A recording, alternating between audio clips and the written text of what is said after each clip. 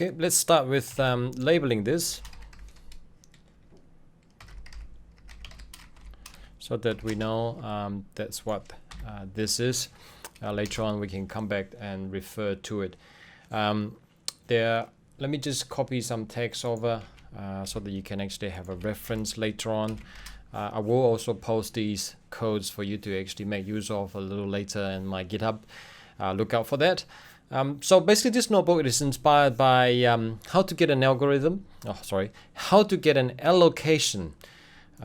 writing an algorithm for the Quantopian investment management team by Jamie McCroston.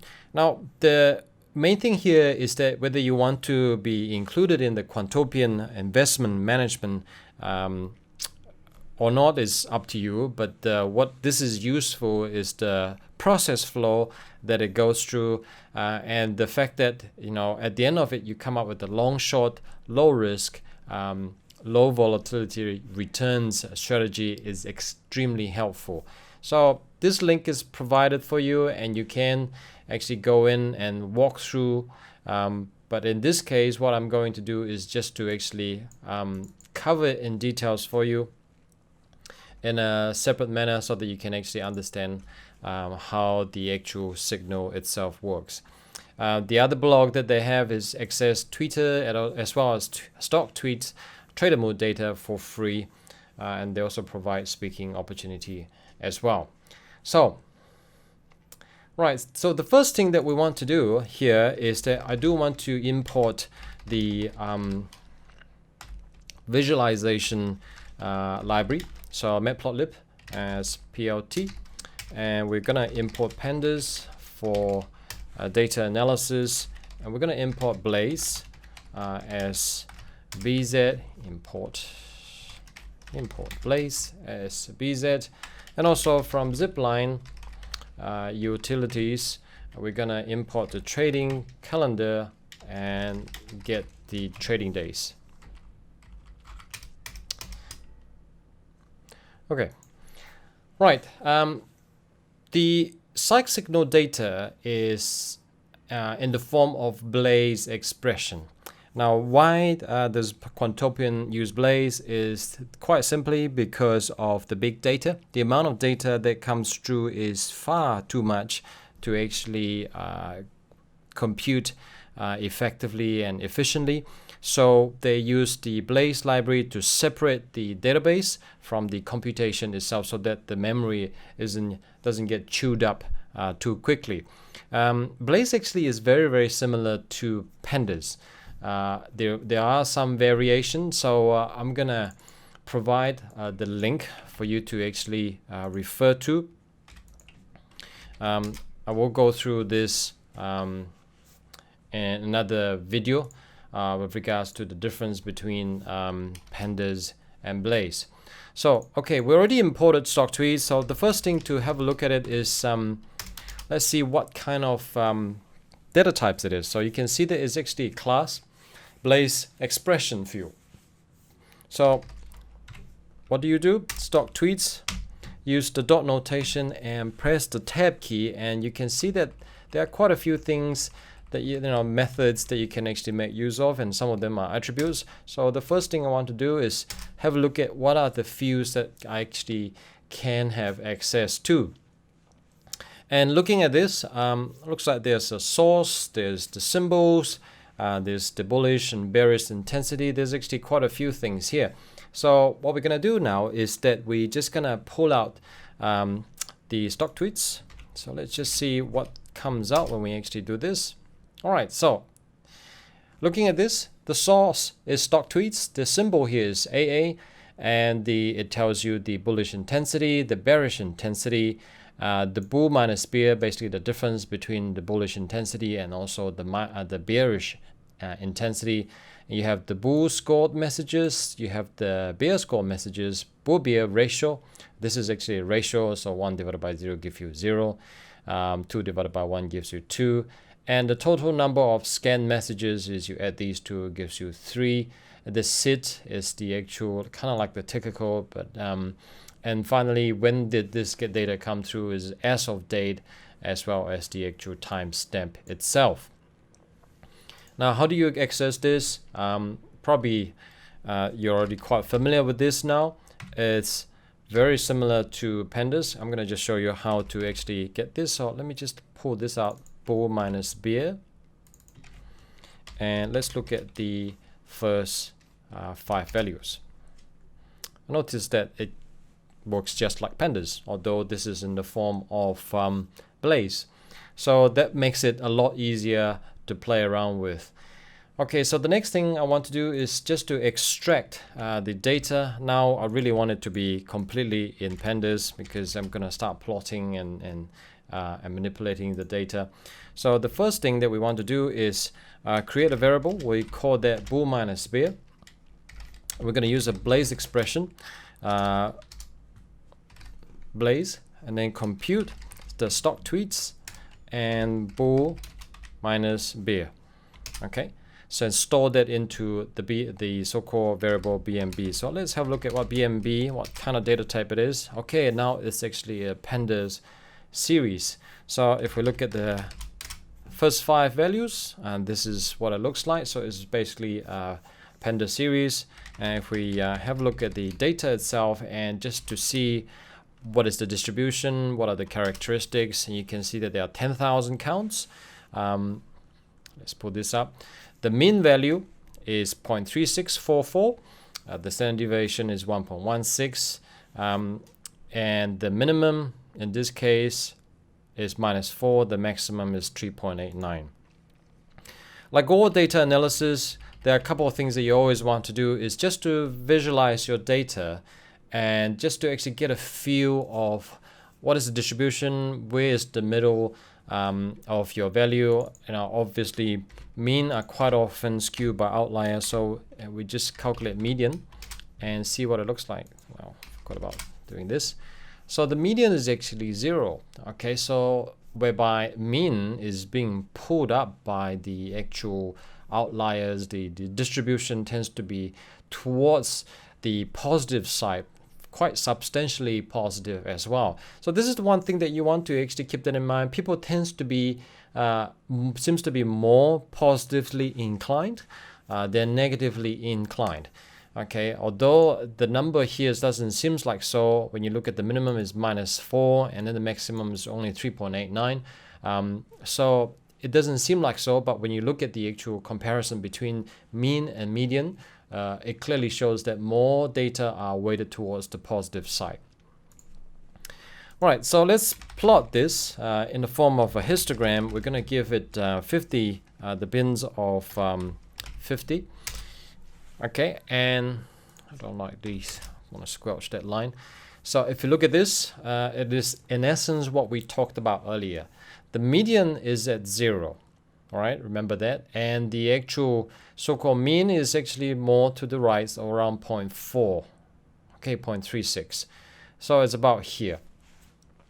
And you can see that this distribution it's heavier on the right side, as we talked about earlier. So this is one thing to keep in mind when you're designing your algorithm. How positive do you want it to be? How high of a positive number, especially when you're considering the distribution, of this data. Okay, so what we're gonna do now is just zoom into one stock and just to actually understand how the actual data works. So not unusual. I'm just gonna choose Apple. Of course, you can actually choose any stocks you like, but most people know who is Apple or who the company is. So I'm gonna create a variable called Apple underscore sit, and the symbols using this is inbuilt API. Okay, so and this is just basically storing the symbols, storing this SID into the variable Apple underscore sit. So if I type this APL sit, and you see that it's 24. 24 represent Apple in this case. So I'm gonna pull up stock tweets. Okay, and I want the data to be just AAPL, just Apple only. So this is the pandas method of selecting just that stock itself, stocks tweets. Okay, and we're gonna have a peek. All right, so here we go. You notice that it is all just Apple. Okay, and we're selecting where the SID is just Apple, because we use SID instead of the symbol, because SID is a unique identifier. Symbols may not necessarily be unique, because some company, after being delisted, that same symbol get reused again, and it might not represent the same company. Hence, it's better to actually use SID rather than symbol. Okay, what we can see here is that the source is stock tweets, and we can also see the usual. Earlier, we've already seen this, the bullish intensity, the bearish intensity, the difference between them, the bull score, the bear score, the bull-bear message ratio, and finally the scanned messages. Okay, having done that, we're gonna drill in and see if we can select a date range. Notice that this goes all the way back to 2009 and move forward. Let's just pick a period of time that we want to actually study this. Okay, so let's look at stock tweets, and we're gonna just choose once again Apple. So let me just copy this. Now, because I'm gonna choose multiple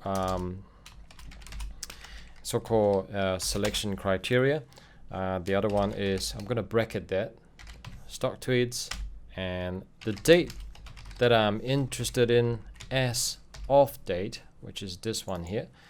Okay, so the as of date is equals to from 2013 December 1st onwards.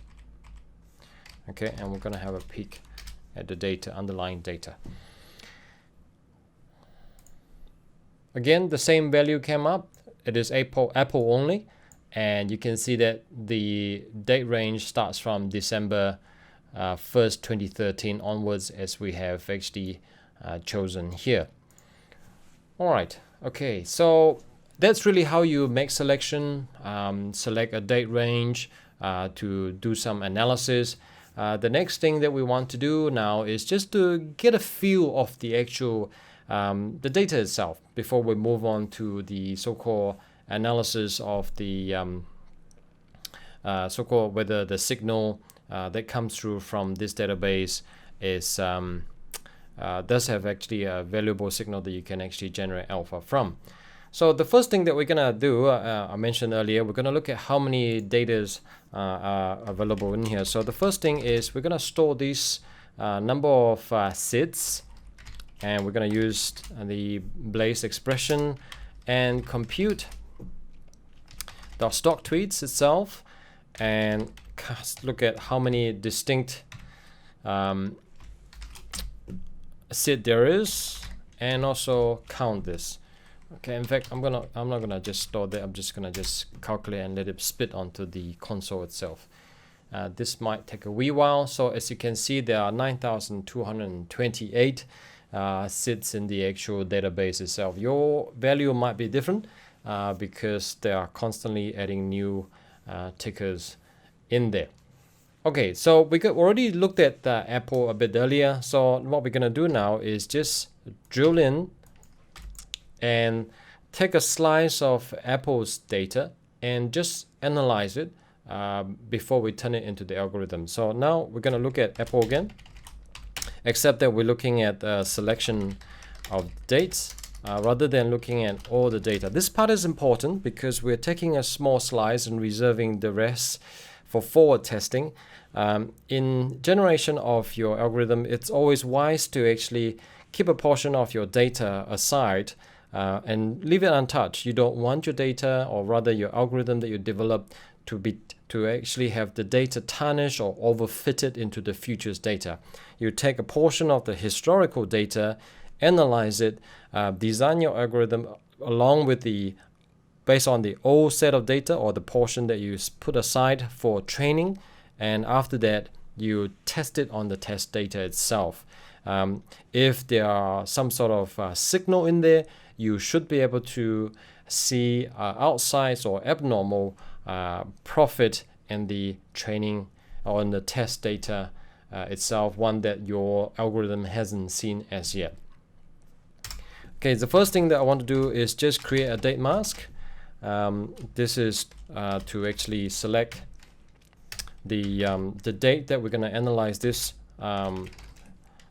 algorithm, design our data. So I chose 2013 December 1st earlier, and I wanted to just look at a portion of the data that we have rather than the whole lot. Okay, so we're looking at between 2013 December 1st and 2014 December 1st. That's the first one. The next one is we want to look at just Apple. Okay.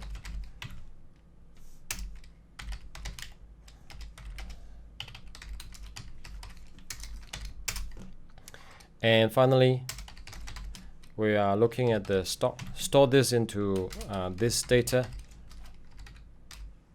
this variable called stock tweets, and during the 2014 period, and we select these data using the normal criteria here, mask and also stock mask, and sort the data by the date. Okay, right. Those are all in Blaze. Okay, so the next thing we want to do is convert this into pandas for visualization. So we need to compute the expression and convert it into a pandas data frame. So we're gonna just take this and call this variable data frame, and we're just gonna biz compute. Already done this earlier, so now you're actually seeing it again. I'll just repeat it a few times so that you actually get the hang of it. So let's just see how long this takes. Okay, it's done. All right, so the first thing is just want to have a look at the data frame itself, just making sure that it is pandas data frame. That's the first one. And the next one that I do want to look at is what kind of data is available. So basically what we have seen before. Okay, so next thing, we want to plot at the x-axis as of date, the date, and the y-axis, we wanted to plot the bool minus the beer. So in essence, we are looking at the difference. So let's just plot this and visualize this, and this is what it looks like. Okay, so this is one way to visualize the data, see what you can actually get the hang of it. So during the period between July and September 2014, there seems to be quite a bit of back and forth splashing around. Notice that the upper end tends to be a bit more than the lower end. Okay, as in the positive end goes all the way to almost 2, whereby the down spike only goes as low as roughly 0.8, 0.9. Okay, so that's the first one. Okay, right. We're gonna move on now. So that's one way to visualize. You can actually repeat this and take any of these fields. Let's just look at the bool intensity and plot that. Oops.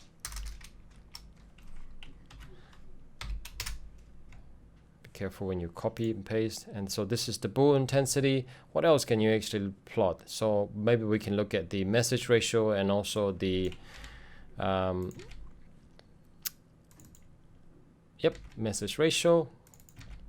I learned from that mistake. Well, except this time I accidentally removed the apostrophe. So this is the bool to beer ratio. So there's obviously a lot of bullish signal in the early part of January, and there's a lot of bullish signal here during mid-July. And the final one that we want to look at is total scan messages. So let's just see how many messages come through, and let's just put it here.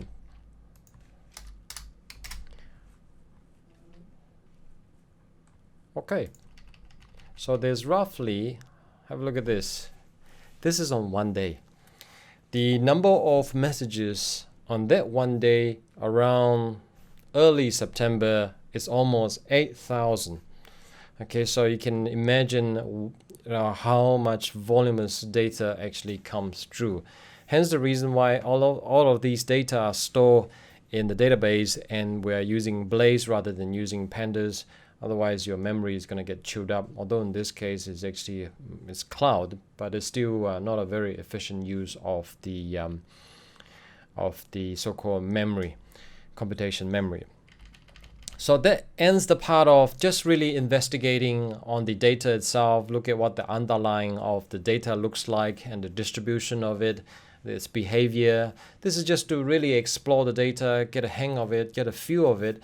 What we're going to do right now is that we're going to move on to the next part, which is using pipeline to define our factor and start developing a long shot strategies just to see if these signal actually have some sort of value to it or not. Okay, so that's the part 2 of what we're looking at here.